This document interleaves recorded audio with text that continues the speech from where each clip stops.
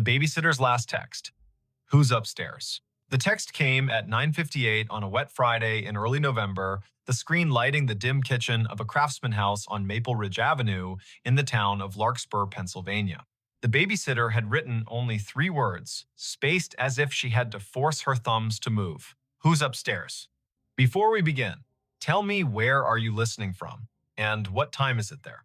Her name was Ione Kestrel, a college sophomore who took evening jobs to pay for studio art supplies and a public transit pass to the city. She was a quiet soul with a quick wit, the kind of person who noticed the way rain made halos around streetlights and the way children's laughter changed when they grew tired. 2 kids slept under that roof that night, a 6-year-old boy named Briar and his 3-year-old sister named Lark. Their parents, Rowan and Maeve Harrow, had left at 7:15 for an anniversary dinner at a restaurant by the river. The year, if you need to understand the way phones hummed and doorbell cameras watched, was 2019. The house at 42 Maple Ridge was one of those old American stories, built in wood and memory, a deep porch with a swing that complained just enough to be charming, oak floors that spoke out loud when the humidity changed, crown molding thick as a picture frame. At the back, a narrow staircase rose from the mudroom to a short landing, and then up again into the second floor where the bedrooms sat in a row like well-behaved children.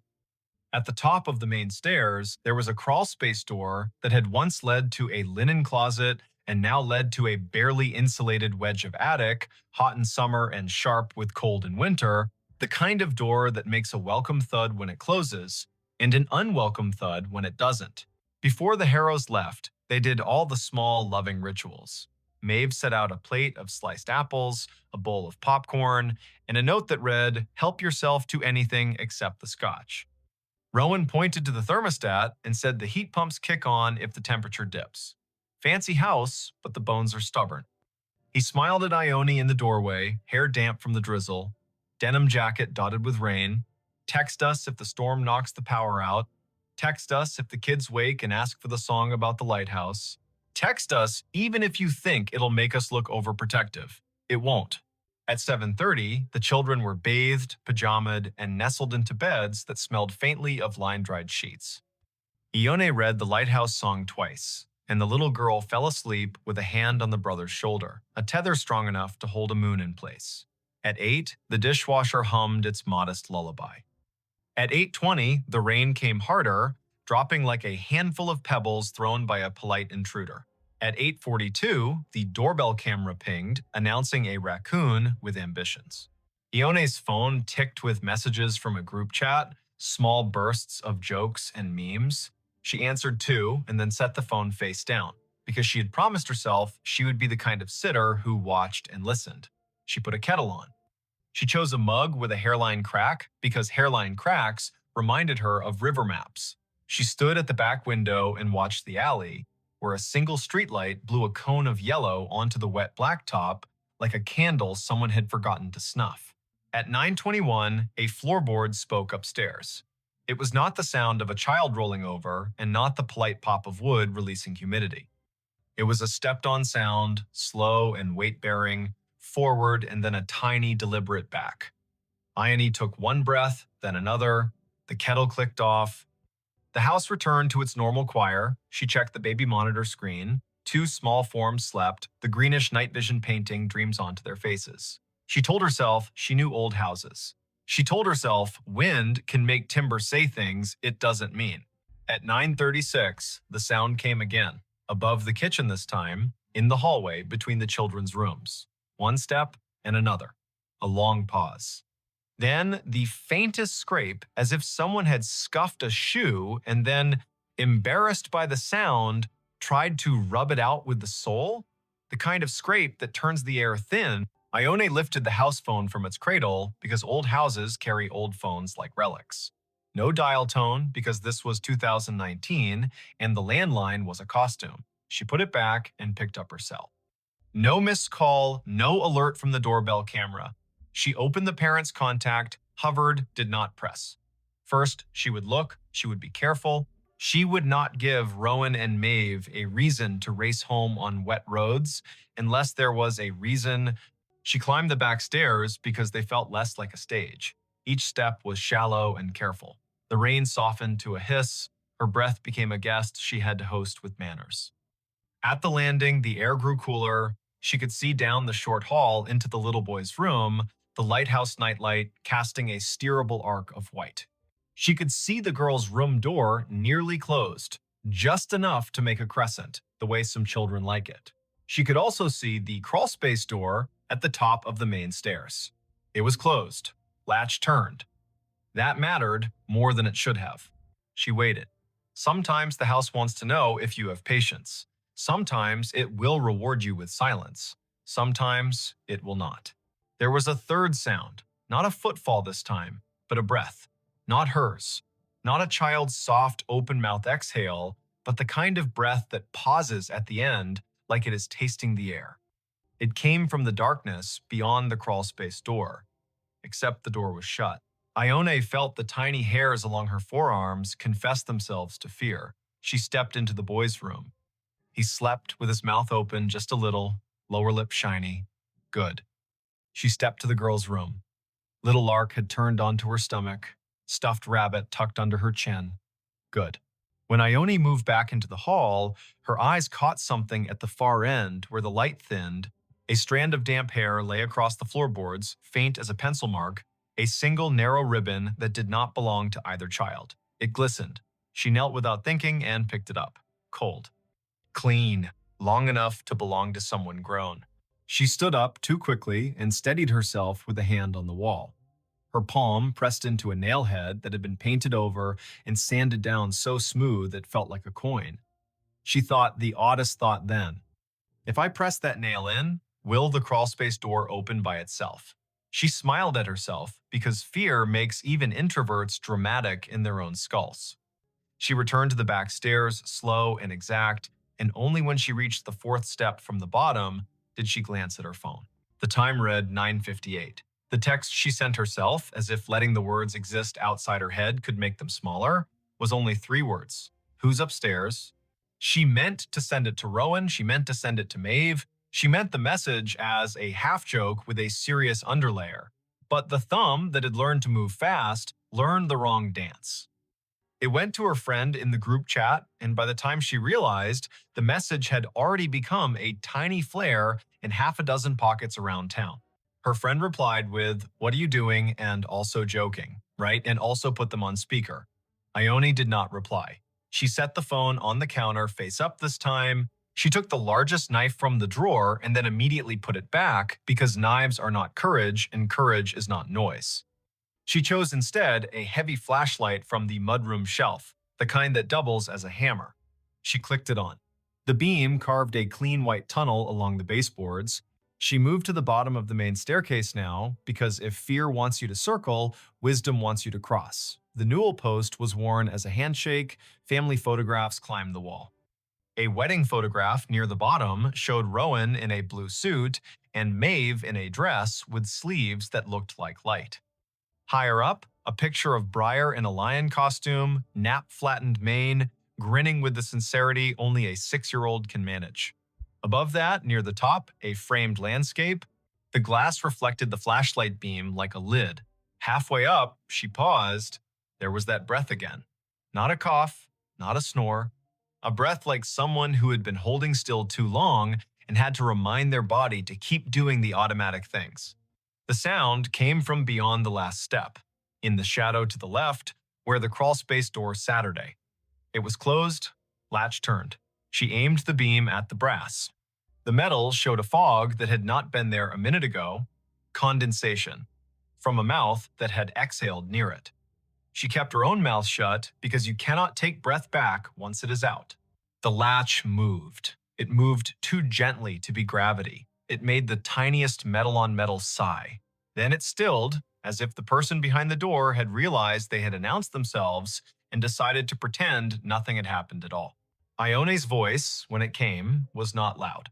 It was firm in the way a music teacher's voice is firm when she asks a child to stop tapping the desk with a pencil. I'm a babysitter. The police are on their way. If you are a neighbor who has made a mistake, this is your chance to leave without me seeing your face. If you are not a neighbor, this is your chance to decide to be one. Nothing moved. But the house did a small thing then. It clicked. A sound traveled through the baseboards from kitchen to parlor like a cricket chirp. The refrigerator compressor had kicked on. The world had not narrowed to only this door. She stepped higher. She brought the beam closer to the latch. She did not touch it. She watched a drop of moisture on the brass slide very slowly toward the handle and then stop, held by a force that did not want to be named. From the children's rooms, nothing. From outside, rain. From down the hall, a draft like someone had opened a mouth to speak and then decided not to. She took the phone, thumb shaking now not from drama, but from the body's strange understanding of scales. She typed 911 and the call went through on the first chime. The dispatcher answered with a first name and a county. Ione told that calm voice her name, the address, the fact of 2 sleeping children, the fact of a locked door with breath behind it that did not belong to the family. The voice said, "Officers are on the way." The voice said, "Stay on the line." The voice said, "Do not open the door." So she did not. She watched it the way you watch a stage when you know the performer is already in the wings. She told the dispatcher every small thing she saw. The latch is fogged. The brass is pitted near the screw head. The paint around the jamb is chipped the way it chips when someone tries to open a door with a butter knife. The dispatcher asked about the kids, and she told her about the lighthouse song because sometimes the answer to a safety question is a story that proves you are paying attention. It took 6 minutes for the first cruiser to roll into the alley, though those 6 minutes ran long like string you cannot find the end of. 2 officers climbed the porch steps, rang the bell softly out of habit, then tried the knob and announced themselves.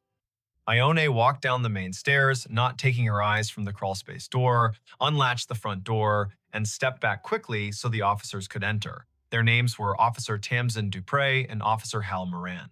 They were young enough to still wear the job like a coat borrowed from a bigger relative, and old enough to know when to keep their weapons holstered because children were sleeping. Ione pointed. The hall was framed now by their bodies and the yellow hallway light and the cleaner light of the flashlight. Officer Dupre nodded, raised a hand to let silence accumulate, and then approached the door with a slowness that reminded Ione of a conductor raising a baton before the first downbeat. Dupre put 2 fingers lightly on the latch and did not move it.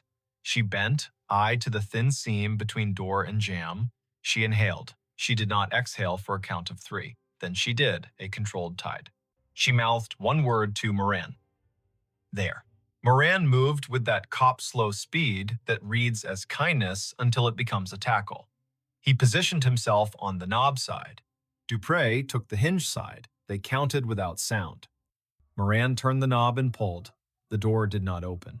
Dupre drove her shoulder low into the panel, and the old wood decided to be new and gave with a crack that sounded like an ankle breaking far away.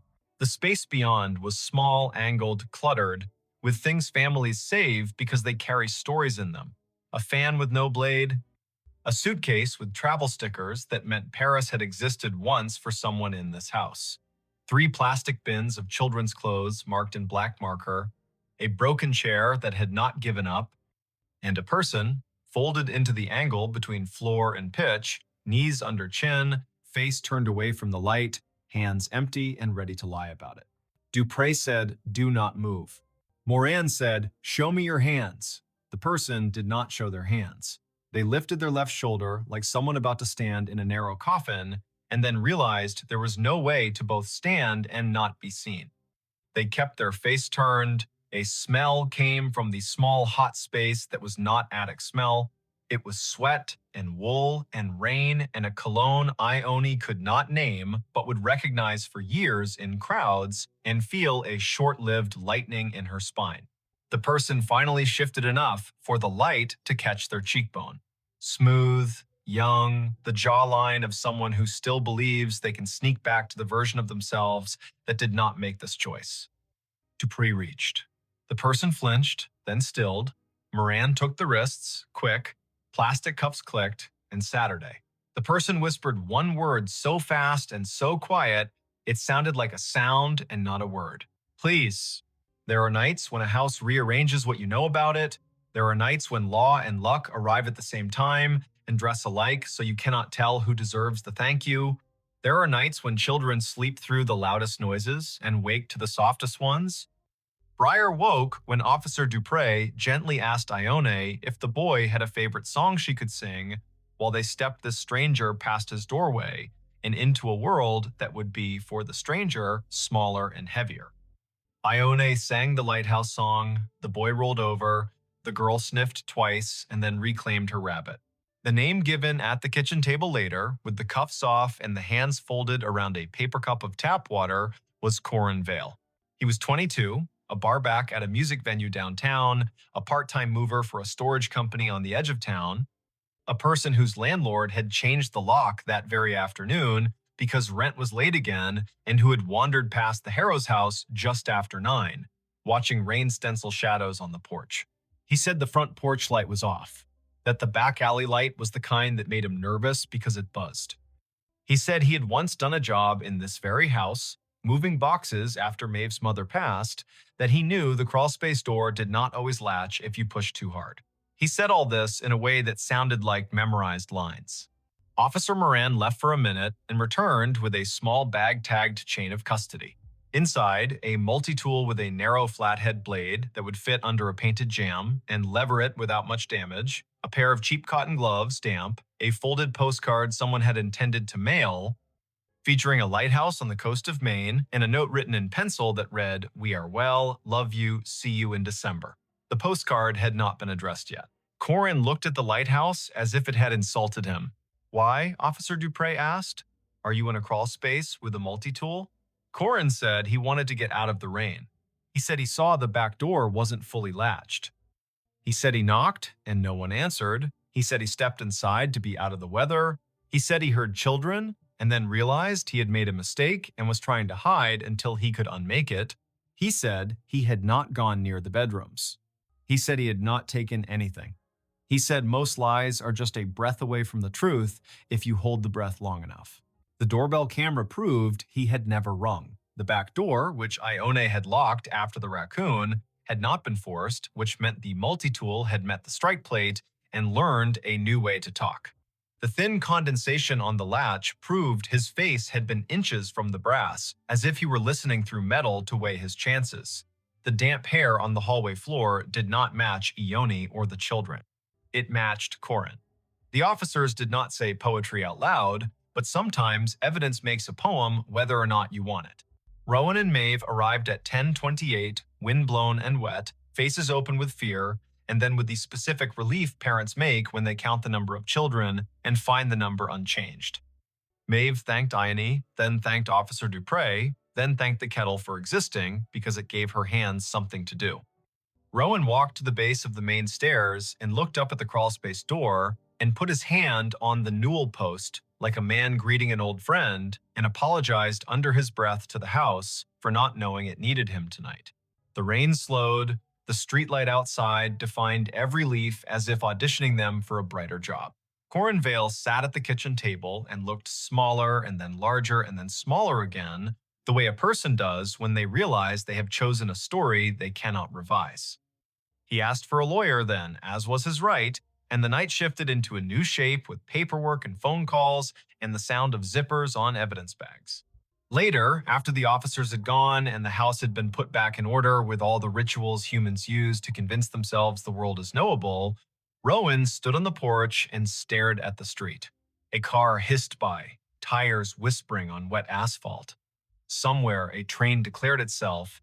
He turned when Ione stepped onto the porch with 2 mugs of chamomile tea and the brittle, beautiful calm people make after the danger has taken its hands off their shoulders. He said thank you a dozen ways that did not use the word thank. She said, of course a dozen ways. That meant I am shaking on the inside, but I am still here. Maeve joined them, the porch light warming the edges of her hair, and the 3 of them stood in a small triangle like a warning sign no one else would read. When Maeve spoke, her voice had a new floor under it. We will change the locks. We will reinforce that door. We will move the postcard basket. We will install a sensor that turns on a light at the slightest motion. We will do the things that let us sleep. Ione nodded and did not say that sleep would come with its own sounds now. The sound of a breath behind a door. The sound of a latch fogging. The sound of a floorboard speaking the truth. There is a detail the police report will not mention, because police reports must make simple lines out of crooked nights. At 9:59, after sending the text to the wrong chat and before calling emergency services, Ione leaned her forehead against the cool plaster of the stairwell for the space of one heartbeat. She whispered something that was not quite a prayer and not quite a promise. Okay, if someone is up there, I will not be the person who opens the door and invites them in. I will be the person who names the danger out loud. Sometimes that is the whole difference. Not bravery that charges, but the steadiness that refuses to be tricked into being polite to danger. The next morning, the November sky tried on a bland blue and liked it. The town of Larkspur went back to the work of a Saturday. Kids in hoodies kicked at leaf piles. The bakery line wrapped twice around the counter. A woman in a gray coat standing by the river thought the water sounded like someone ripping silk very slowly and wondered who she would tell that to. Ione slept past noon and woke to a peanut butter text from Maeve, which read in that shaky grammar of gratitude, "Come by for dinner anytime. And also, I found your denim jacket on the porch swing. And also, there will be pie tonight if you want pie." She smiled and answered with too many thank yous and one yes to pie. She showered longer than she needed to, stood still in the water in a way that made time into a warm curtain, then dressed in gently clean clothes that smelled like detergent and a future.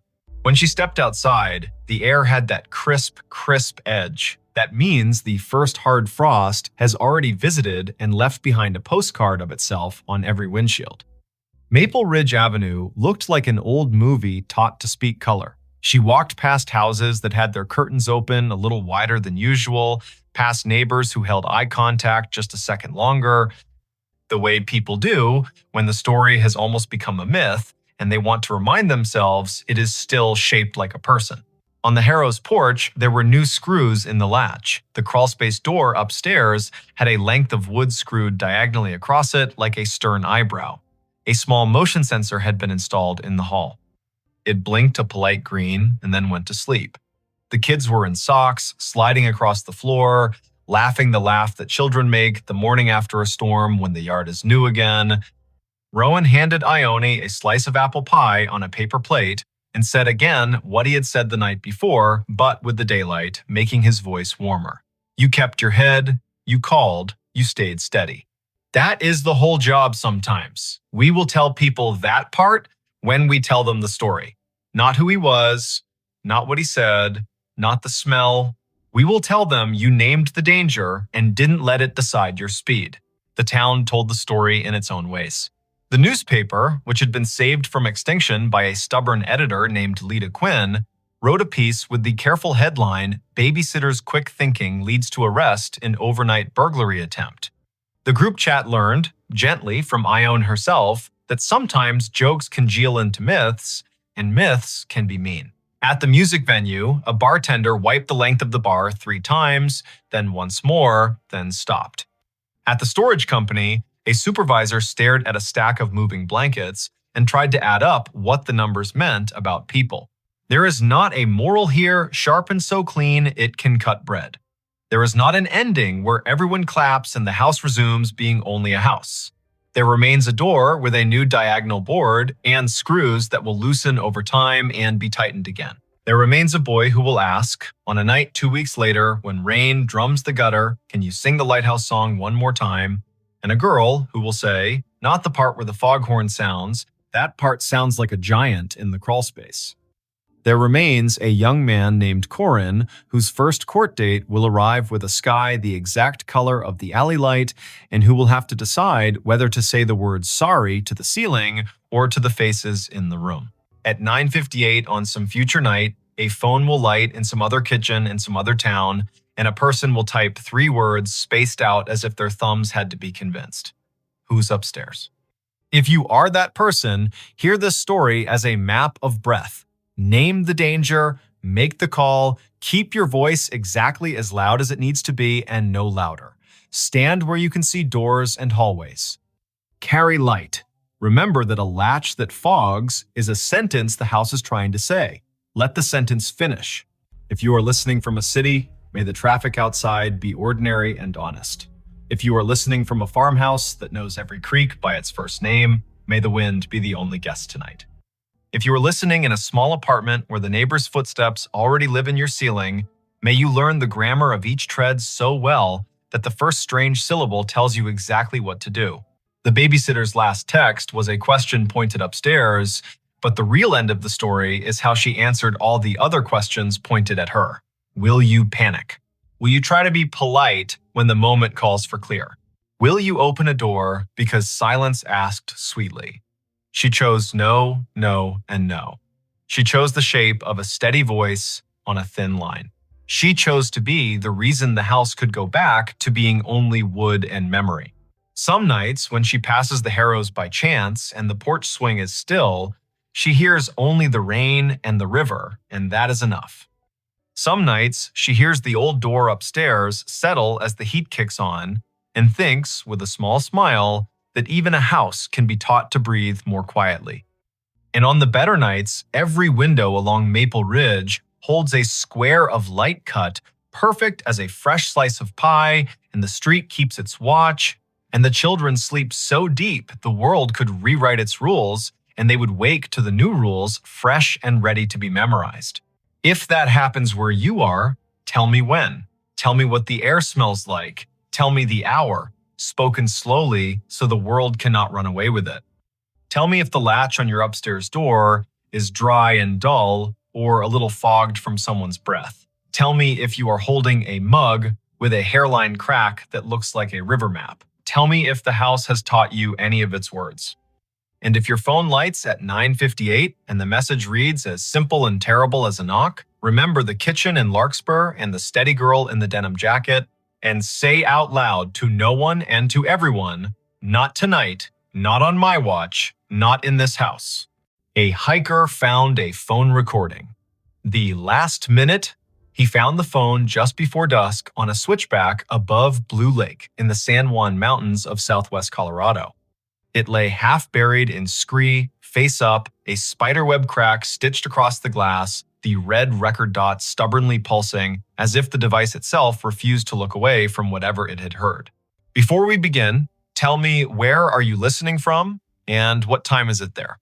The hiker's name was Ansel Rook, 33, a lineman from Pueblo who spent his days climbing utility poles and his weekends climbing whatever rose higher than his weekdays dared.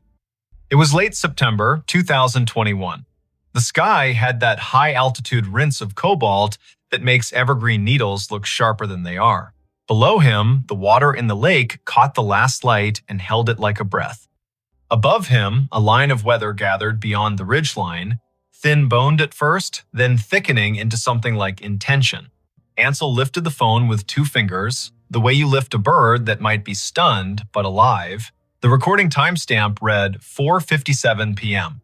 The battery icon showed 2%, then 1. He hesitated. The screen was smeared with a comma of dirt, the kind that comes from a palm skidding along gravel.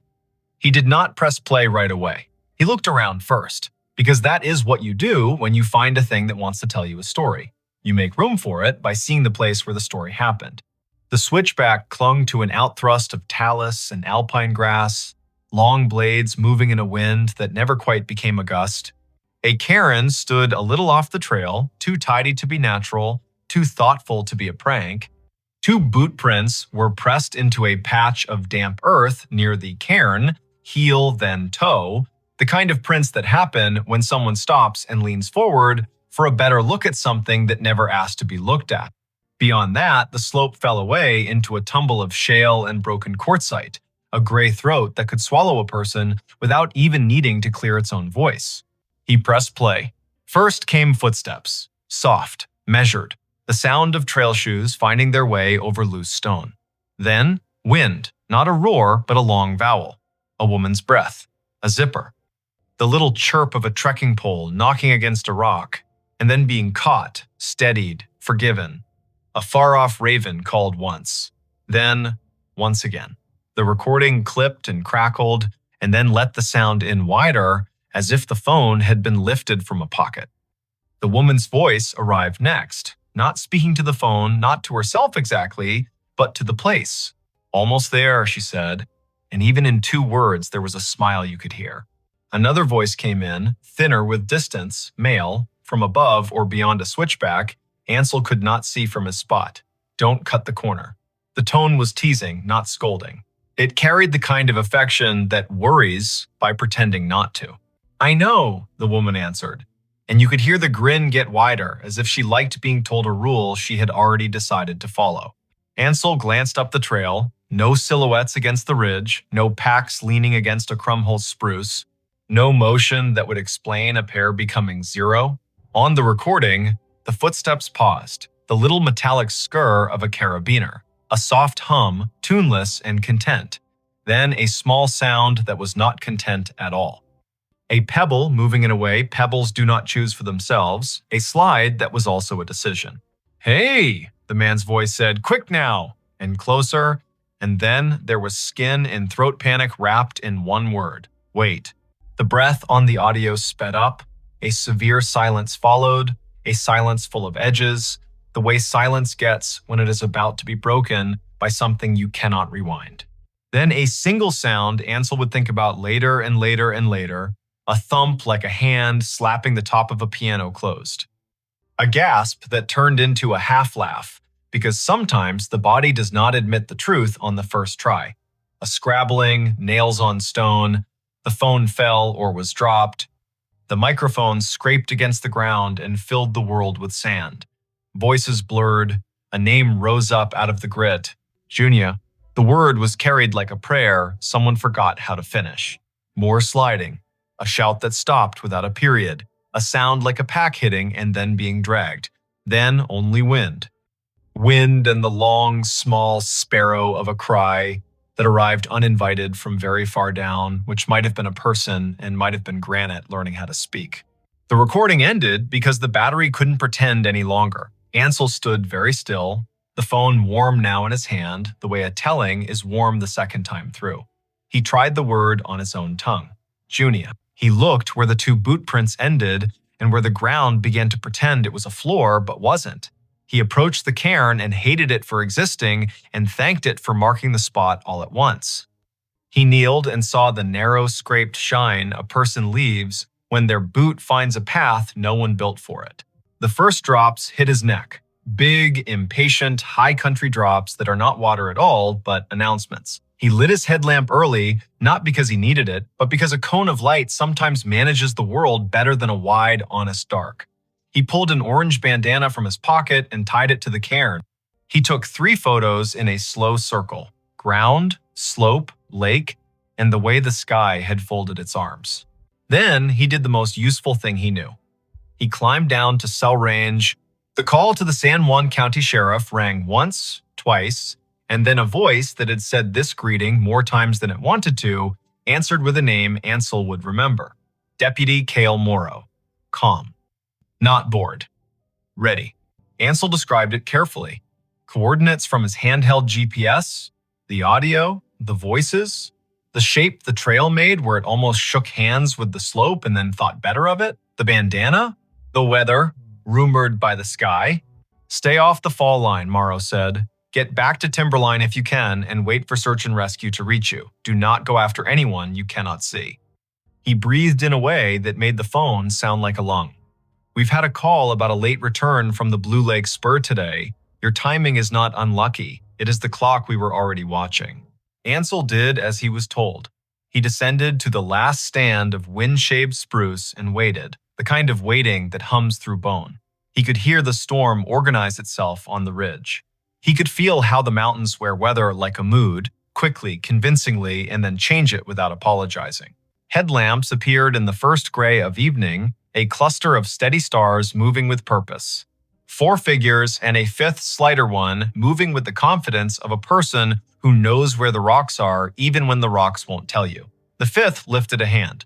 Her hood was down despite the wind. Her hair was braided tight to keep the night from borrowing it. I'm Dory Keene, she said. San Juan Search and Rescue. This is Micah, Jovan, Arthur, and Wren. You the caller. Ansel nodded and gave them the phone. Dory turned the volume up and held the device near her ear, head bent, eyes closing in that way people have when they magnify one sense by dimming the rest. The others listened too, the small team suddenly one organism. When the man said wait, their spines stilled. When the name rose, Dory's mouth pressed flat, not cold, not warm.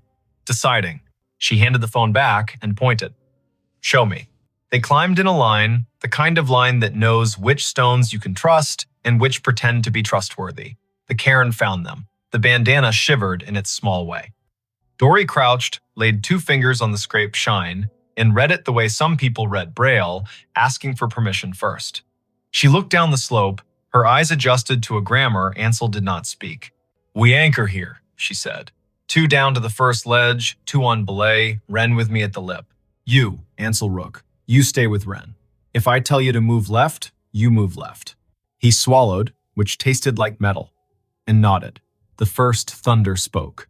Not near, not far. The polite cousin of a threat. Rope hissed through gloves. Metal clinked with the bright sound mountain metal makes, a sound that knows at least 3 languages and prefers the most precise. Dory called down softly and answered herself when the wind was too busy to carry voices back up. 30 minutes grows very large when you cannot spend it on your own terms. The storm ignored them and then considered them and then walked away to another valley. The sky tried on a paler blue for a minute to see if it fit. Ansel watched a chipmunk watch them with the same fascination he felt. The animal had the kind of confidence that comes from being very good at running from everything. A shout made of 2 syllables rose from below, triumphant and careful at once. Got one? Dory closed her eyes for just long enough to speak without words to whatever listens up there. Then she called back. Name. Micah's voice floated up, thinner than it should have been. Junia. Alive. The sound inside Ansel's chest became something he had not realized he was holding back. He breathed it out in one steady line and leaned both palms into the earth, because you should always touch what keeps you from falling. They worked then. A litter arrived in pieces on shoulders and came together like an idea that had been there all along. Hands did what hands should do when someone needs to be lifted from one kind of gravity into another. They spoke to the person on the ledge in short lines, the way you speak to a horse you love and do not want to spook. Junia, we have you. Junia, do you feel this? Junia, breathe in when I count to 3. We're moving on, nowhere but up. Rain made a sentence across the slope and then erased it again. The wind forgot itself and then remembered. A raven rode the air as if it had invented it. Ansel saw her when they came over the lip. She had the look of someone who had been negotiating with Stone and won, but did not yet dare to celebrate. Mid-30s maybe, hair the color of straw left in the sun, eyes that wanted to close and would not. Blood dried in a tidy line along her left temple. The right knee of her hiking pants was torn, and beneath it, angry purple began to write its name. A bracelet made of 2 woven cords circled her wrist, one blue, one green. The blue was frayed as if teeth had once worried it during a long night. She looked at Ansel first, not because of anything he had done, but because his face was the closest one when the world came back into focus. Her voice was rough from cold and prayer. Did you hear it? Did you hear me call him? He did not know who him was, and it did not matter. Yes, he said, as if yes were a kind of bandage. We heard you. We came. They moved her in the neat, practiced way people move someone who is more precious than anything else in the room. The rope line looked like music from a distance. The lightning threatened to tune its instruments and then decided not to play. The litter found the shadow of the pines and then the steeper shadow of the trail through meadow. 2 miles became an hour. The trail had arrived with the small surprise a finish line always carries. A white truck from the county waited, engine narrating its own faithfulness. A paramedic named Orrin Hux set hands on Junia with the kind of competence that makes even pain look smaller around the edges. He asked her name to ask her other things. Junia Ridge, she said. 35. From Albuquerque. Came up yesterday. Intended to camp. Yes, I was with someone. He was up the switchback. It was our second turn around the lake. That's his phone. She watched Ansel put the device into Orrin's outstretched palm and then closed her eyes because the world was too heavy to carry all the way open. Orrin asked the question that had to be asked. Where is he? Junia shook her head once, a small, broken metronome. I don't know. I slipped. He yelled. I caught the ledge. I don't know. Dory stood with her back to the truck and looked up at the ridge. Even from the trailhead, she could read the day along the stone. She spoke into the radio with the language that belongs to people who need updates to be short and full, second subject unaccounted, male voice on recovered audio, last known above Blue Lake Switchback 2, weather marginal, lightning east. Request second team from Telluride side if available, plus one dog on dawn, copy. It was full dark when the second team arrived. Headlamps stitched the slope like fireflies, convinced they were surgeons. The dog named Pallas, coat black as a charcoal drawing that had learned to move, took the scent from a hat Junia had kept tucked under her hip belt. The dog read the ground like an old friend's letter. Up to the cairn, left where the trail pretends it is a suggestion. Down 3 shelves of stone, some people would call cliffs, and other people would call arguments. Then the animal stopped, sat, whined once, and put its chin on its paws. They found nothing that night. Not nothing in that cruel sense, but nothing you could put your hands on and say this belongs to him. No pack, no trekking pole, no hat. No snack wrapper with a name in tidy black letters like a first day of school. The mountain held its tongue. Morning came with a sky made of tin and apology. They went again, Pallas worked again, Wren set anchors again. Micah called in a voice that refused to become thin. Ansel was sent home because there is a point where more bodies become less help. He drove south toward Durango, the road curling along the Animas River, cottonwoods just beginning to try on their gold. He listened to the recording once more in the motel parking lot, sitting very still, as if any motion would knock truth out of the speakers. Junie awoke in a bed that had rails and numbers and beeps. 2 things lived in her body now: pain and the certainty that she had not imagined the second voice. The nurse wrote her name on a whiteboard that greeted morning patients like a cheerful aunt. Junia. The day. The plan. The surgeon's name with its syllables arranged like fence posts. Deputy Cale Morrow came in late morning. He had the kind of careful that does not pretend it isn't careful. He set a small gray recorder on the tray table with the gelatin cup and did not move it closer to her as if it were a burden. He asked permission. She nodded. He asked again, because some nods do not mean yes. She said yes. He pressed the button and spoke the words aloud the way people do when they want to make the world behave. Interview with Junia Ridge. Date, time, present, she told him. The way the weather had looked all day like a bluff, and how bluffs tired themselves out eventually. The man she had met at the trailhead that morning when she realized she'd left her stove fuel on the driver's seat back in town, and he had said without flinching, "I have more than I need, take mine." His name was Orrin Bale, not a common name which helped the telling and hurt the hurt. He was 39, maybe 40. He had the kind of smile that makes coffee taste the way it ought to. He had the kind of pace that lets conversation sit down and stay a while. He had his sister's dog and a photo on his phone, and had not tried to pretend it was his own. He had said it was his first time above 12,000 feet since he was a boy, and that the air was thinner, but his head felt clearer, and wasn't that funny. She had not planned to hike with him. They had both headed out early to beat the thunderheads that never quite decided to arrive. They crossed the first creek together because rocks are often friendships in disguise. They turned at the little waterfall, then again where the climb gets greedy. Somewhere near noon, they split. He to the saddle above the lake to look for ptarmigan, she to the outcrop on the western side where the blue looks bottomless and makes you feel the size of your own heartbeat. They regrouped by accident among a stand of willows that kept the wind in its coat. They ate together because food tastes better when someone else laughs at your almonds for being aspirational and you laugh at their gummy bears for being perfect. He offered the second loop around the lake, and she said yes, because saying yes is sometimes a way of agreeing with the day. And then the fall. And then the seconds that were longer than seconds. The name she tried to lace to him as if names were rope. The way the ledge held and then complained and then held again. The fact that there had been no shout that sounded like pain, only a shout that sounded like surprise, and then a long conversation between gravity and silence that ended with silence believing it had won. Cale listened the way people listen when they use listening as a tool. He did not say, "I am sorry," in the first 5 minutes, because sometimes sorry has to wait its turn behind words that can anchor an actual investigation. He asked for a description that could be drawn into a cruiser laptop sketch. He asked for the brand of the pack, the color of the jacket, the kind of hat. He asked if Oren had a habit of humming, joking, leaning to his left when he walked. Junia closed her eyes and watched the man step through the room her mind made of the trail. He hummed, she said finally, low, tuneless, when he tried to put a word to a story he had not told yet. He leaned into weather, as if weather liked people who leaned back. They searched 3 days.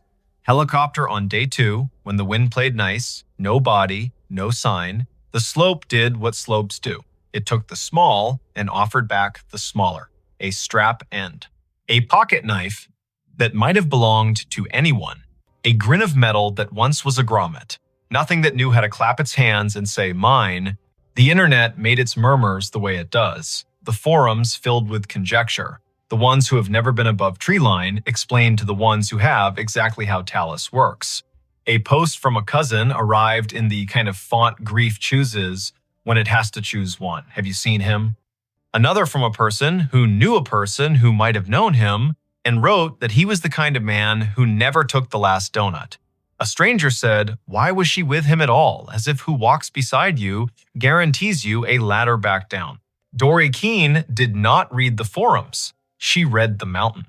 On day 4, she told Kale in a voice that allowed both compassion and math that if the slope had decided to keep him, it likely would continue to keep him until snow learned what it wanted to do and then taught them in spring. Kale nodded, his jaw set lazy and hard, the way the river sets a stone down and then decides where it lives. Junia went home to Albuquerque with stitches like commas along her hairline and a knee wrapped in instructions. She slept 4 nights without the part of sleep that heals. On the 5th night, she dreamed of blue water that did not know it was cold, and a voice saying, wait, in a tone of gentle impatience, as if wait were a surprise party she would like if she would just stop walking long enough to see the lights. Come on. Ansel went back to work. Pulls. Wire. The logic of circuits. He found himself stopping on the shoulders of county roads to watch clouds interrogate a ridge and answer themselves with rain. He listened to the recording once more, then deleted it because a voice should be treated like a person's glove. Pick it up only if it is yours or if the person who wore it has asked you to hand it back. The snow came in late October, the way it comes in the San Juans, when it decides to be industrious. It buried the slope's grammar, it set down the season like a book a child might not be ready for. Thanksgiving arrived with a turkey that somebody had to carve whether they wanted to or not. December wrote its short letters, and January forgot to put a return address on anything. In early June of the next year, when the snowpack loosened its jaw, 2 things happened on the same day. At 11:19 in the morning, a pair of hikers from Montrose came down from the saddle above Blue Lake early because the sun had made everything overconfident and the heat on the rock had learned to be a lie. They paused near the outthrust of Talus, where a cairn had once worn an orange bandana and now wore nothing but its own small pride. A zipper glinted among the stones. The zipper was attached to a jacket the color of fog. The jacket was wrapped around the idea of a man. They did what the poster in the ranger station says to do when a finding stops being a finding and becomes a person. Mark the spot. Note the time. Back away in the exact steps you made arriving. Carry more silence than usually carry. Call. The second thing that happened at 1:27 in the afternoon occurred in a backyard in Albuquerque where the cottonwood shed its soft snow over a patch of lawn that wanted more water than the city wanted to give it. Junia's phone chimed. She looked down, thinking it would be the alert she still had not turned off for the county updates. Instead, there was a text from a number she had written down on a napkin and saved on purpose. It said only this: we found him. Dory. Junia sat on the back steps and watched 3 ants perform a task more complicated than any she had been assigned that week. She did not cry because they had prepared her politely not to expect this. She did not smile because smiling was a verb her face had not practiced with that sentence. She pressed call and heard a voice that wore dust and care. Dory told her what could be told on a phone and promised the rest would be told face to face, because some tellings don't belong to towers and waves.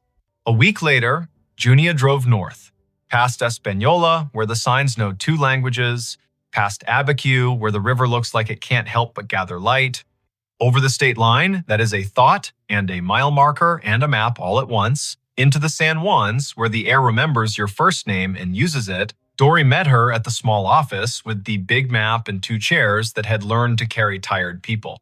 Cale was there too. He set a folder on the table and did not open it until her hands rested on her knees, the way you rest a cup on a saucer. "We recovered Mr. Bale," he said, and the word recovered did not feel like anything except exactly itself. 2 hikers saw the jacket. He left the trail at the switchback, slipped on the lip, and fell more than 30 feet to a shelf. The shelf kept him for winter. He likely died on impact. No signs of anything except the mountain doing what mountains do when you ask them to hold a human being. The autopsy says the thing autopsies say when physics chooses the verbs. She asked the question that had been living in her since the voice said, "Wait, did he speak after I slipped?" We can't say, Cale said. And then because the truth deserved a little mercy, he added, "The shelf where we found him was below your ledge, not above it." Which means his voice on the recording was in the seconds before you both stopped standing and started falling. After that, he would have been below you. If you don't remember hearing him then, that is your brain giving you a gift it knew you could not buy for yourself yet. Dory laid something on the table wrapped in a brown paper lunch bag. "We think this is yours," she said. "We found it lodged in a crack just above where you came to rest. It had become part of the mountain, but it was stubborn in a way that listened." Junia unwrapped the thing, the bracelet from her wrist. The blue and green cords had become one color winter makes. The frayed end had been burnt to keep the braid from unraveling and then worn down again by time. She turned it in her hand, thumb finding the place where the weave had learned her skin and made it a home. "He gave me this at the trailhead," she said. "He said he made 2 of them when he decided to stop drinking 3 years ago. He kept the green, he wore it under his watch. He gave me the blue because I said I had stopped apologizing for being careful the year before, and he laughed and said, 'That sounds like a thing worth marking.' We only knew each other a handful of hours, and yet..." She closed her fingers, then opened them again. "Ansel Rook sent me the audio file. Did you know that?" He asked if it would help. I said yes before I knew the answer. It did not help, and it did. Both are true. They stood later at the trailhead. The mountains looked less like authorities and more like the long, patient elders they are. A breeze moved through the spruce in a way that would be mistaken for whispering if you were the kind of person who liked to be mistaken that way. Junia closed her eyes and saw the shelf she had not seen. She said his name once out loud and not loud, the syllables answered by not answering at all. They buried Orrin Bale in a small cemetery behind a church that had learned to be ecumenical because the weather didn't care which god you favored. His sister came with the dog whose photo he had shown. She spoke without paper, which meant her mouth borrowed words from the heart, and the heart forgave the mouth for not being tidier. Junia stood 2 rows back and pressed her fingers into the bracelet and found she did not have to press very hard to feel the world answer. Ansel did not come to the service because attendance is sometimes not the right way to honor a stranger you helped. He drove a route that took him past a ridgeline and paused in the pullout that locals use because it's theirs. He left his truck idling. He rolled the window down. A meadowlark said something with conviction and melody. He answered, "I hear you," and meant it. As summer leaned hard into itself, tourists thinned the trails with their curiosity and filled the cafes with their hunger. The blue of Blue Lake looked less like an opinion and more like proof. Dory kept her team on the same frequency, even on days when no one needed rescuing, because habit saves more lives than heroics. Cale kept notches in his days for the kind of paperwork no show has ever made look interesting. It was work. It mattered that it was work. Years later, in a living room in Santa Fe, Junia would set a phone on a table between 2 mugs and play the last minute for a friend who asked very gently to hear it. The friend would listen with eyes open because some listenings deserve witness.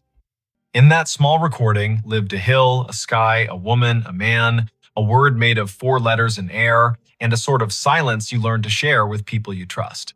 When it ended, they would sit still long enough that the room would remember they were there and offer them back their voices. "What do you make of it?" the friend would ask, not to argue, just to let the world have one more chance to tell her what it thinks it is. "That he said wait," Junia would answer, and meant it kindly. "That I said almost there, and meant it with all my heart.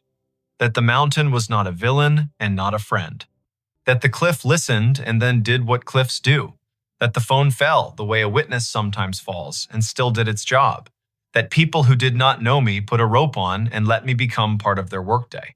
That the second voice is a place in my head now where something can live without having to die again." She would hold up her wrist. The bracelet would have been replaced by another that looked very much like it and not at all like it, blue and green, new knots, same story. She would say, "I tell the mountains out loud now when I turn around. I say, see, this is me deciding to see you again." And sometimes the wind says nothing back, and sometimes it says a sound that is not a word and still feels like one. Here is what does not always fit in the write-up. The last minute of a recording can keep playing long after the file ends. The man's wait can become a way to step out of traffic, to carry a ladder with a friend, to hold a door without trying to become the door. The woman's almost there can become a way to measure a good day, not by miles, but by a turn you made toward kindness when no one was checking your odometer. If you go to the San Juans, and I hope you do, look up. Say the names of the peaks, like they are elders you respect. Tell the sky you will be back before it begins to think about electricity. Pack a bandana, a bright color that could be seen from far away by a stranger who might need a small flag to make a big decision. If you find a cairn, leave it be unless a ranger told you otherwise. If you find a phone, do what Ansel did. Press play only after you have looked around. Then, if you must, listen. Hear the footsteps, the wind, the breath. The word that might be a prayer and might be a joke and might be both. Decide carefully what you will do with the minute you have been given. It will be late somewhere by the time you finish this. It will be early somewhere else. The country is wide and the mountains are quiet, and the phones we carry don't always know when to stop telling the truth. If tonight you hear the wind make a sound that asks you to wait, take one step back from the edge and put your hand on your own shoulder the way a good friend would. If tomorrow your trail offers you a second loop, say yes or no out loud so the day can hear you and keep its promise not to argue. And if the last minute ever finds you the way it found Ansel, at the exact space where listening became a kind of work, let your voice be the one that says, "We hear you, we're coming, then come." The call came in on a Tuesday at 4:32 in the afternoon, late October. The sun already sliding behind the Blue Ridge, so the hollows of Shenandoah darkened early. Ranger Aislinn Keats was parked at mile marker 47 of Skyline Drive, just north of the Rapidan turnoff, a paper cup of station coffee cooling in the cup holder, and her radio tuned to the quiet channel they used for backcountry check-ins. The speaker breathed. Static arranged itself into a voice that did not sound like any of her crew. "Before we begin, tell me, where are you listening from, and what time is it there?" Aislinn turned the volume wheel a notch. Out the windshield, the ridge was drawn in crosshatch, oaks and hickories going copper, the sky a pale thing you could scratch with your nail. The voice came again, precise, as if it were reading off a card. "Fox Hollow Base to any unit on the east slope. Child missing, male, age 8, name Harlan Whitcomb, last seen near the Old Stone Spring House above Corbin Run, weather degenerating, Hurricane Hazel expected to push in, winds rising, request all available, time is 16:30, October 14, 1954. The radio clicked off into snow. Then, faintly, the same message, identical down to the breath before the name. Aislinn stared at the handset. Their base was called Piney River Dispatch. Their tower names were Pinnacles and Hazeltop and Big Meadows. No one in the park had used Fox Hollow for decades. Her training cracked its knuckles. She keyed the mic. "Piney River to unknown unit. Say again. Who is calling Fox Hollow Base?" Silence laid itself over the car like a thin blanket. Beyond the glass, a crow moved from one bare snag to another as if demonstrating a diagram. The wind was a steady push from the southeast. Hazel. The word gave the hairs on Aislin's arms ideas. She stepped out and let the door swing shut. The air had that warm edge you get before a storm that started somewhere else. Leaves chased each other along the asphalt, then lay down. In the trunk lay her day pack, a spare radio, and a copy of a paper map creased along the places everyone folds them. She slung the pack, checked battery levels, turned the spare to scan. The main radio kept its sulk. The spare found chatter from Big Meadows about a flat tire near Lewis Mountain, then returned to quiet. The old voice did not return. Aislinn keyed in to dispatch. Piney, Keats at 47. I caught a transmission, sounds like a vintage call. Reference to Fox Hollow, child missing near Corbin Run, date October 14, 1954. Could someone check the archive on that, see if we have a historical incident report? The dispatcher was a steady woman named Karen, who did not make noises she did not need. Copy, Aislinn. Stand by. Aislinn leaned on the hood and looked east, where the hills tumbled like knuckles, all green and copper and shadow. She had worked Shenandoah 5 seasons. She knew the way the ridges spoke when you asked them right. She also knew radios lie sometimes, bouncing off ducts of temperature and skipping across layers of ionized air like stones. She had heard voices from fire towers that had been torn down before she was born, and a farmer yelling to his brother on a frequency no longer assigned to anyone. She had never heard a date pinned to a hurricane whose name lived in the county's memory like a scar. Karen came back. We have a typewritten Keats, Incident 1954-H, filed at Piney River. Hurricane Hazel, multiple rock slides, a missing person in the Corbin area, that name you gave. It is a cold file. It does not say recovered. I repeat, not recovered. No remains located. Not closed. Aislinn pressed the radio to her shoulder until the plastic complained. Copy. Can you send scans to my phone? I'm heading down to the Corbin Run access. If anyone else is close enough to meet, let them know. There was a pause, a little breath that was not static. Karen's voice softened a shade, the way people do when the past finds a way to ask for your time. Sending now. Watch your footing, the trails are a mess of marbles with the leaves down. Want Dupre from Hazeltop on, stand by. Affirmative. Aislinn slung the pack across her back and looked once more at the ridgeline. A truck from Fleet rumbled past, the driver lifting 2 fingers off the wheel in that rural benediction. Clouds had started as a rumor and were now themselves. The Corbin Run access was a gravel pull-off hidden beneath tulip poplars that had learned to whisper. Aislinn eased the truck in sideways and cut the engine. She took the trail with her boots, making small promises to each rock. The stream voiced itself down the hollow knit of last week's rain and this afternoon's melt of a single stubborn snowpatch in a shadow under a ledge. The map told the story of the lower springhouse, a square of stones where water had been convinced to behave. Above it, a ledge with a scatter of quartz chips, the leftovers of older hands doing older work. Aislinn kept an ear on her radio and the other on the creek.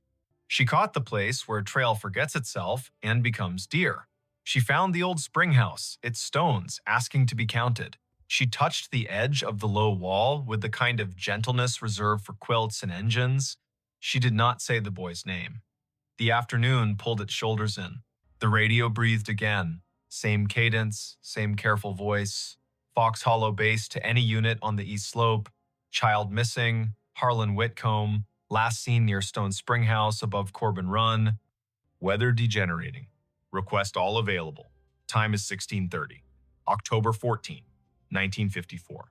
Aislinn shivered in the warm air. Her eyes went to the spring house and its square of shadow. She moved the beam of her headlamp across the stones, not because she expected to see anything, but because light can sometimes rewrite a sentence the land is trying to say. The beam found a length of rust half buried in the moss along the back of the foundation, thin as a butter knife, with a clip and a circle at one end. She crouched. A whistle. Army surplus by the look of it. She teased it free, the moss unwilling to let it go. The metal had pitted and softened into a river-colored thing. She wiped it once against her sleeve, then regretted the act. Her radio clicked and made a sound she had not heard in years, a squelch from another era. Karen came back on. Keats, Dupre is on the way from Hazeltop Tower, 20 minutes if the drive is kind. Archives show the boy was last seen by his father near the spring house. Yes. The father left him to fetch his jacket from the car. Weather shifted, heavy gust pushed through, child gone when he returned. Tracks lost near the ledge above the run. 2 days of cruise, then Hazel brought the flood and they stood them down. The file has letters from the mother, 2 years after, asking if anyone found anything she could hold. Answer stamped no. Aislinn looked at the whistle in her hand, then at the spring that fed the run. The water wore a sheen of leaves thin enough to count. She keyed the mic. Found a whistle near the spring house. Will bag it. Doubt it has any forensic value after 6 decades, but a photograph might matter to someone. As she spoke, a figure eased out of the trees upstream. A man in the brown and green of a ranger uniform, but the cut of it was wrong in a way you can feel even if you do not have the words. The shirt had pockets like ideas, the hat sat stiff as a rule book, he carried a strap radio that looked like a lunch pail with an antenna. He exhaled, then stopped when he saw her. "Ma'am," he said. There was a formality in the syllables, like church on a day that hurt. "We're sweeping the east slope." The boy's father said he was right here. He pointed at the stones, as if pointing could anchor the earth. Aislinn stood very still. The man's face had the smoothness of someone who had not yet had reason to learn what whiskey was for. His name tag said M. Elwood. His shoulder patch bore an American shield with a tree she did not recognize.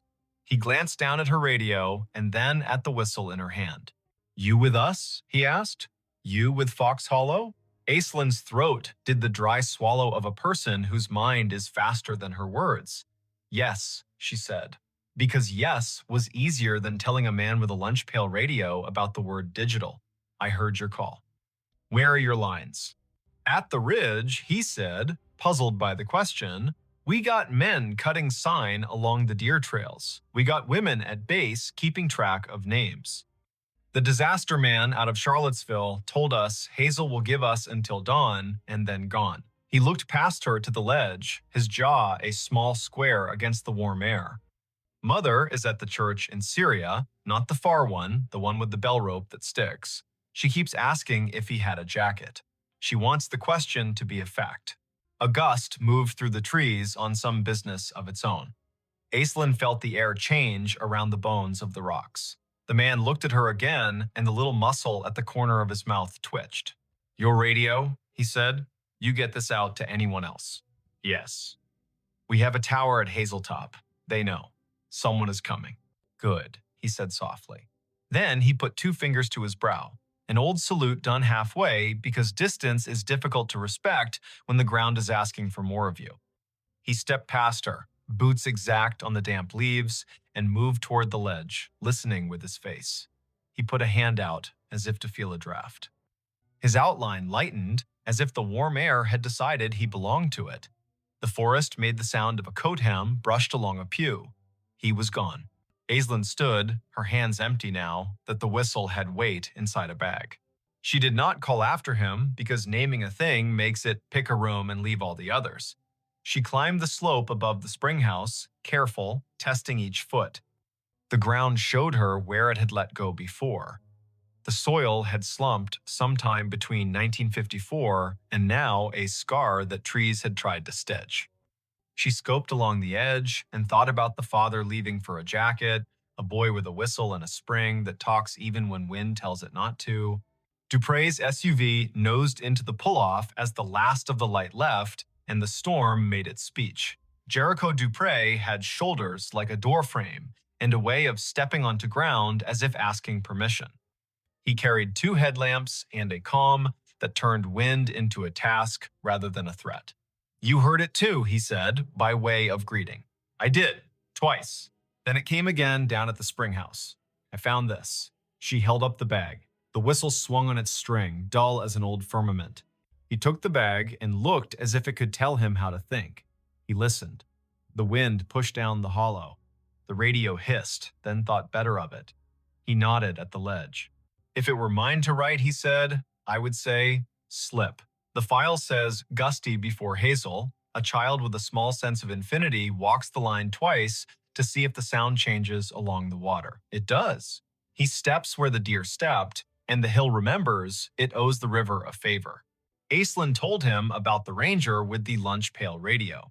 Jericho had been in the park long enough to have a story for everything and to respect none of them fully. Fox Hollow was an unofficial name for the old maintenance yard near Syria in the 50s. He said, the way a person does when they are agreeing with the possibility of a ghost to be polite. There is a cinder pad there with the marks of 4 posts, like a tower. The radios would have been handsets the size of a Bible that could make clouds sound like news. People back then wrote reports thick with nouns. They did not trust adjectives unless a man had bled. He held the bag with the whistle for an extra breath. He set it in his crew pocket. They searched until rain made the ground decide to be a different kind of ground. In light from their headlamps, the trees stood at attention, counseling caution. They ran a short line grid above the ledge, more to be able to say they had used the dark well than because they expected the earth to give up a long-ago truth for free. At 9, the radios called them home before the lightning made the argument personal. Karen met Aislinn at the office with a printout. The file had been scanned, crooked, and the edges were black, where the copier had tried to keep history from fraying. The incident commander's name was printed in a firm hand, M. Elwood. A note in the margin had been added later in pencil. Mother moved to Luray in 67, father deceased, no closure letter sent. The pencil note was signed with a small initial A and a dot.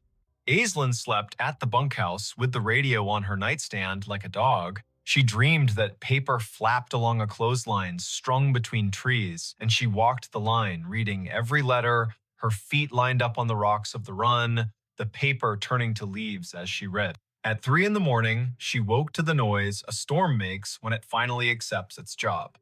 The world beyond the window went white, then black, then white again. She turned the volume down to half. She watched the rain write gloss on the sill. The radio stayed quiet. At 10, the day pulled itself together into rags. Aislinn drove down to Luray to a blue house where the porch had a swing, and the swing had 2 cushions that had learned how to be rain. She had a name from the file and a phone number that still worked, to her surprise. A woman in her 80s opened the door with the careful welcome reserved for officials who might be good news or could be kind even if they were not. I am Aislinn Keats, she said, ranger with Shenandoah. I am here because a storm pulled a thread and we saw where it ran. The woman corrected her posture and straightened the collar of her cardigan as if a story would take her picture. My name is Tilda Whitcomb, she said. We did not know how to leave him there, so we stayed. I have a loaf of banana bread that forgot the raisins on purpose if you are the kind of visitor who does not mind crumbs. Aislinn sat at a round table so clean it looked like a rule. The banana bread was honest, the tea was strong. Tilda put her hand on the tablecloth and kept it there as if the cloth would be steadier if it knew she was not going anywhere. She said the name Harlan like a stake you drive into ground so the tent knows where to stand. He whistled 3 notes, Tilda said. The tune the train plays when it comes into Luray, because his father used to take him to the crossing, and they would wave at the men who stand like saints. 3 notes, and then he would laugh, because he was practiced at laughing. The wind took the notes and did not give them back. My husband ran to the car, and the sky changed. They told him on the radio he had until morning. You can live your whole life in a sentence like that. Aislinn put the bagged whistle on the table. The string looped like a sleeping thing. Tilda did not reach for it. She looked at it as one looks at an old photograph that has learned how to move. I did not get a letter, she said, and smiled small to prove she was not accusing. I understand how papers behave. I was a clerk before my hands forgot to love the carbon paper. I suppose I wrote a letter in my head every day for 2 years. Then I stopped asking out loud. You cannot keep asking the same question without turning into a different person. The whistle sat, silent, older than most of the kitchen. Tilda looked out the window, and the window looked back. A red cardinal landed on the feeder and told everyone, rudely, that it had arrived. Tilda laughed at the bird, and the laugh made her look like a photograph of herself. Aislinn asked about the ranger named Elwood. Tilda's eyes softened. Martin Elwood went to our church, she said. He was the kind of man who knocked on the door with his hat in both hands. He brought us a bag of oranges at Christmas and apologized as if the oranges had failed to be children. He wrote the report because that is what he could do, and he built a cinder block box for the tower that was not a tower, and then he got quiet like men do when they find out the world can keep a thing from them and they still have to go to work. Back in the truck, Aislinn let the radio hum. Big Meadows asked Pinnacles to send a set of cones to mile marker 62. A bear stared down a minivan with an intensity that made the parents breathe like swimmers. Life had resumed its insistence. She turned the truck toward the old maintenance yard near Syria, the one Jericho half remembered as a place with 4 posts and a name more rumor than rule. There was a cinder pad there for sure, now half invaded by chickweed and ambition.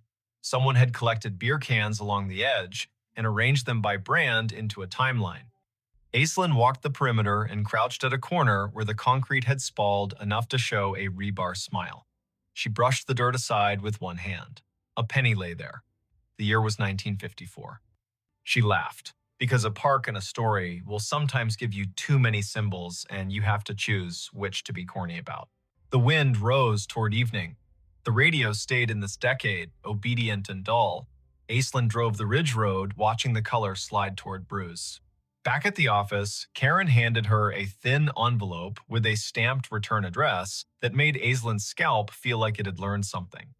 It was from an amateur radio club in Harrisonburg, a man who had heard the show Aislinn, sometimes called During Slow Nights, the one where listeners told stories of radios hearing the wrong things on purpose. "We pick up oddities when the weather steeps the air," the man had written. Old distress calls, ham tests bounced off airplane wings, bombers from the 40s practicing. Once, a train dispatch from 1960 rolled through on a rain so thick you could chew it. There are names for this, and none of them explain it. The way I think of it is this: time breathes shallow near storms. If a voice was loud enough once and the same air returns, you might hear a ghost that is not a ghost. Not dead, not alive, just not finished talking. That night, Aislinn drove down to Corbin Run one last time with a single job.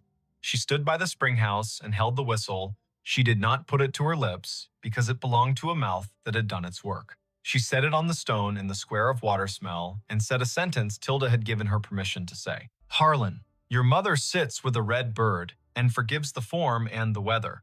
We leave you where you are, not lost now. We know the place that held you. We will name it, even if the stone refuses to." Thunder argued with a ridge to the west. Aislinn picked up the whistle, tucked it back into the bag, and snapped the bag shut the way you close a letter you cannot ignore any longer. Her radio breathed and then found words. "Fox Hollow Base, to any unit on the east slope. Search secured. Weather has moved us. We will resume when it lets us. Families headed to shelter. If anyone finds a whistle, mark the spot. End of report, October 14, 1954. Aislinn lifted the handset to her mouth and did not speak.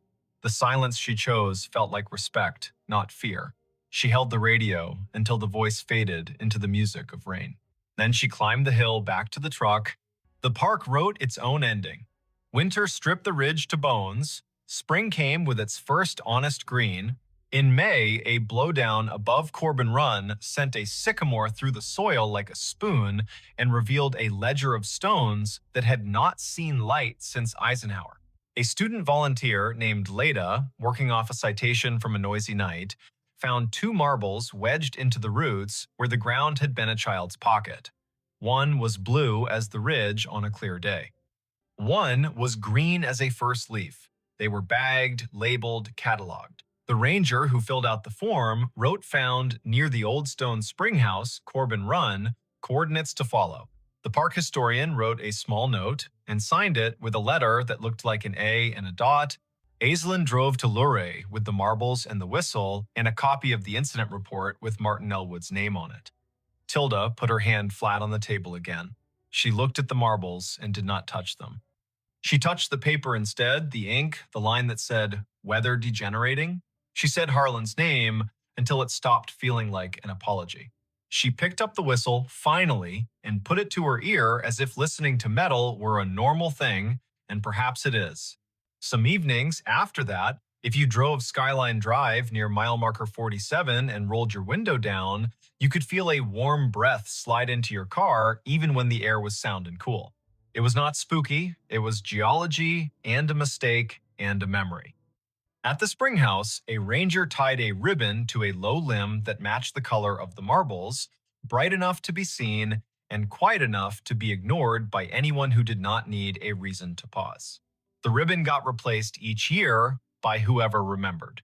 Martin Elwood's name found its way into the little museum at Big Meadows on a card next to an old lunch pail radio and a photo of the old Fox Hollow cinder pad with 4 ghostly post holes. Next to it, a thin slice of paper, a carbon copy of a letter whose original had been lost. The letter said, "Dear Mrs. Whitcomb, we are sorry we did not find your boy to bring him home. We did not stop looking until weather and hope told us to stop. He was last seen by the spring house that feeds Corbin Run. If you come to the park, a ranger will show you the stones." The letter was signed in a hand that did not know how to be neat and still be sincere. M. Elwood. Every now and then, on the radio, in the kind of weather that puts a lid on the hollows and makes the ridgelight a ghost, Aislinn would hear a wash of sound that reminded her of a man with a careful voice calling to his crew. She never keyed the mic until it faded.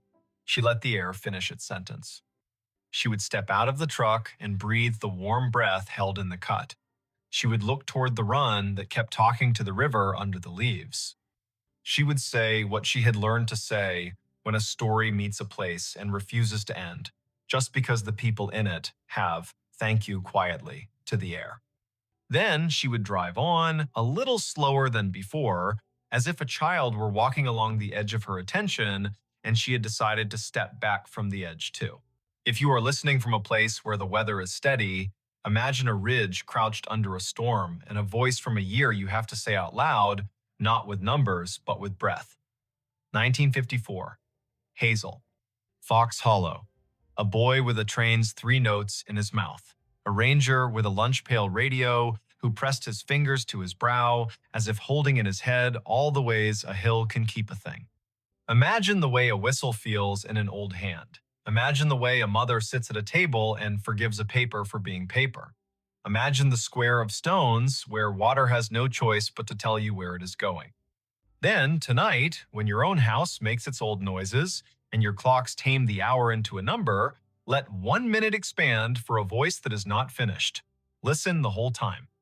Let the warm air pass across your face and do not name it. When it is done, say thank you and mean it. Then go to sleep. The hills will keep watch.